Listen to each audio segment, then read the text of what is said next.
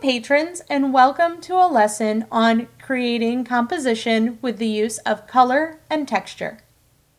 In today's lesson, I'll talk about several of the pieces I've painted and how I use color and texture to form composition. I feel that this is an essential part that helps with constructing your display piece, or even a piece that you play with on the tabletop, because it makes everything visually more appealing.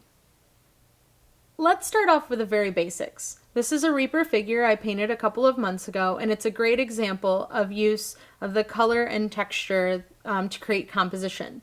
You can see that this is a very simple figure. I am just trying to highlight the figure on the base, and that the base isn't too noisy, or there's not much to it. So we're just focused on the figure. And I think that this is important, is to understand this composition on just a figure, and then we'll work our way towards figures that I've painted on bases, and we'll talk about those in this video as well. So to start off, you can see I want to talk a little bit about color, so my color choices. So if you have been following along with my videos, I always say, keep it simple, use references, and it always applies. Keeping it simple makes it so you're not distracting the viewer from the figure. So with the keep it simple rule here for color, I'm only using a handful of colors. In this case, I'm using more desaturated colors with this. So saturated and desaturated colors are a way to create contrast and create composition. You can see that I used her cloak. While the figure is sculpted to create composition, I used her cloak to create that composition with color. The only green that I've used is the green on her cloak, and then the green of some of the clasps of the little leaves here. So this automatically will frame the figure with the color that I have. This is a nice dark color, and I've framed it with the kind of saturated, they're desaturated, these desaturated boots. So these brown colors, but hiding some nice red colors in here as well to bring up that saturation and to work well with the skin. When I start off, I usually like to start off with a skin color. So in this case, I chose a skin color that was warmer. And then I contrast here with cooler colors all around my skin color, complemented by this warm white color, and hiding those colors into my cooler colors. So you can see that here too, I've hid some yellow and some red on the cloak to tie all of these in, as well as pink and red here, the pink hair, to tie everything in. So you can see that my color choices, I try to lead the viewer's eye around the model. So naturally, we want to focus on the face, which is a type of composition as well, is focus. And then here we have the pink, and the skin tones are warmer skin tones. I need to make sure, I'm so close to this miniature, I need to make sure I stay in focus for everyone. It's so easy to go out of focus. And then I've got the red of the arrows, so your eye naturally wants to move over and move down. I've got the warmer skin tones here, warmer skin tones on the leg, kind of follow the cut of the boots. And then the oak leaves, nicer warm colors here, follow back up. And I do hide some of the colors that I've chosen onto the base. So you can see I've got a little bit of red I threw in here, and a little bit of the yellows and things like that, along with the greens. So I'm visually complementing those, as well as the grays that I've used here, the grays for the non-metallic metals. So you can see just by color choice that I'm keeping my colors simple, and I'm allowing the composition to be formed by those colors. The other thing I'm doing to keep the model visually interesting is I'm creating textures. So I really, really love textures. I've gotten more in the habit of using textures when I paint, and I think it makes the model visually more appealing.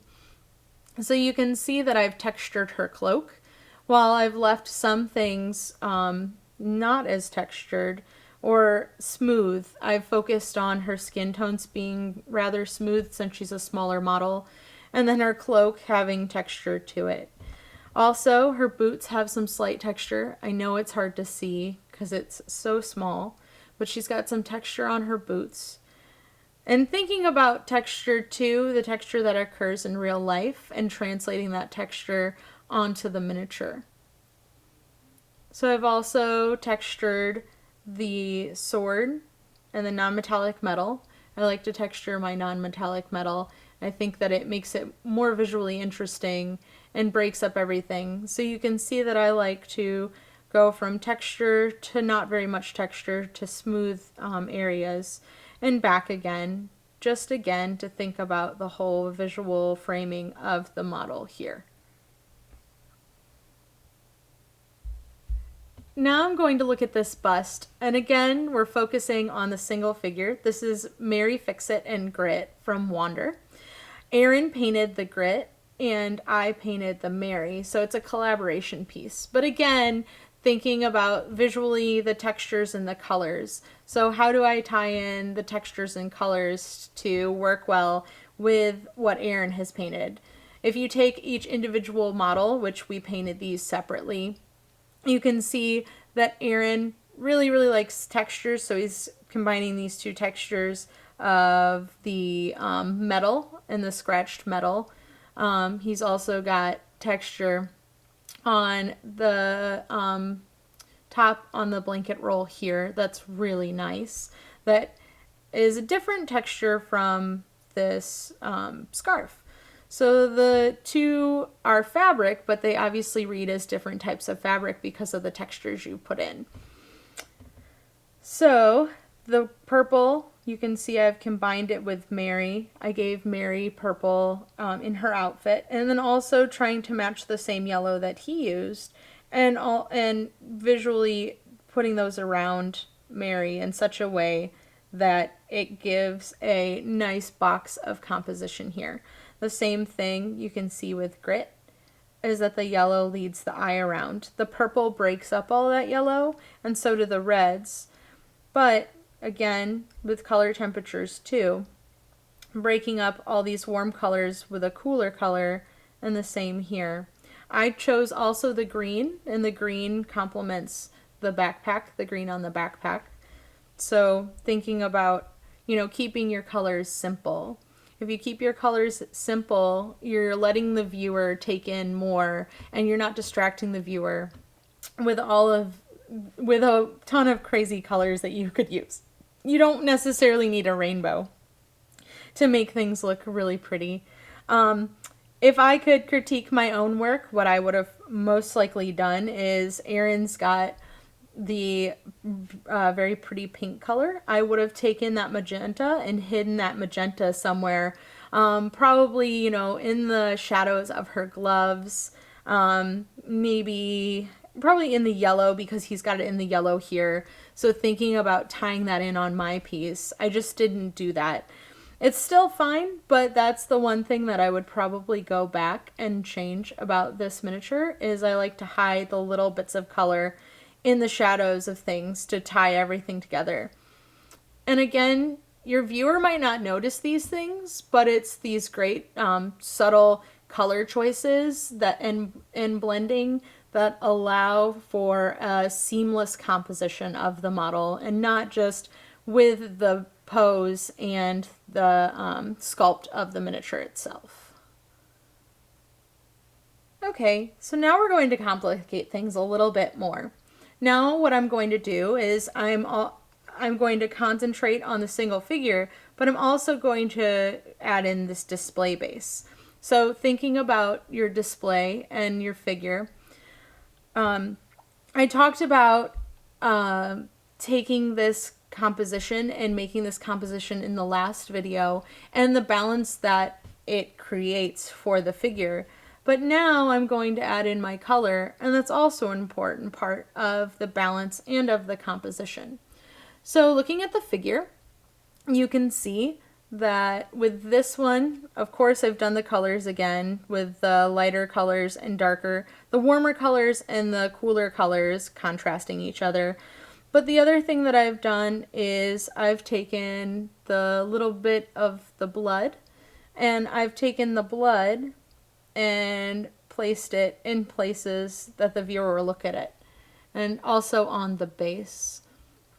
So this is another great use of texture or material, again, to lead the viewer's eye around the piece.